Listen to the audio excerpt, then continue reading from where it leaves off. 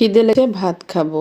ভাত খাওয়া কথাটা বলতে যতটা সহজ, সেকেন্ডের মধ্যে বলা হয়ে যায়, কিন্তু এই খাবার তৈরি করতে কত সময় লাগে এটা কি কখনো কেউ চিন্তা করে দেখেছো?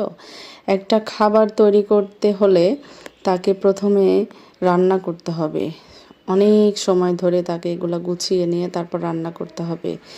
আর রান্না করতে গেলে যদি এই তরিতরকারি বাজার সদাই না থাকে তাহলে রান্নাও হয় না। তার জন্য কি করতে হবে? ইনকাম করতে হবে, ঘরে টাকা থাকতে হবে, কিনে আনতে হবে, না হয় জন্মাতে হবে। কতটা সময় সাপেক্ষ ব্যাপার, অথচ আমরা খাবো এটা বলতে সেকেন্ডের মধ্যেই হয়ে যায়।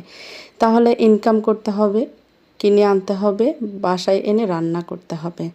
রান্না করা অনেক সময়, অনেক পরিশ্রমের কাজ। তারপরে খেতে বসলে তো মুহূর্তেই খাবারটা শেষ হয়ে যায়, কিন্তু খাবার বসতে গেলে এই কথাগুলো কি মনে থাকে? আসলে মনে হয় দুনিয়ার মাঝে খাওয়া দাওয়াই সব। কারণ খাওয়াটা যদি না থাকতো তাহলে মানুষ পরিশ্রম করতো না, টাকা ইনকাম করতো না, খাবার জোগাড় করতো না। সব কিছুই খাবার জোগাড় করার জন্যই মানুষ এত যুদ্ধ করে চলেছে, লড়াই করে চলেছে। পেটে খাবার খেতে হবে এটা যদি মানুষের করা না লাগতো তাহলে হয়তো মানুষ পরিশ্রমও করতো না, আয় ইনকামও করতো না। মানুষ খাবারের জন্যই আসলে এত কিছু করে, পরিশ্রম করে, জমানোর জন্যই। কে কার থেকে বেশি জমাবে, বেশি কামাবে।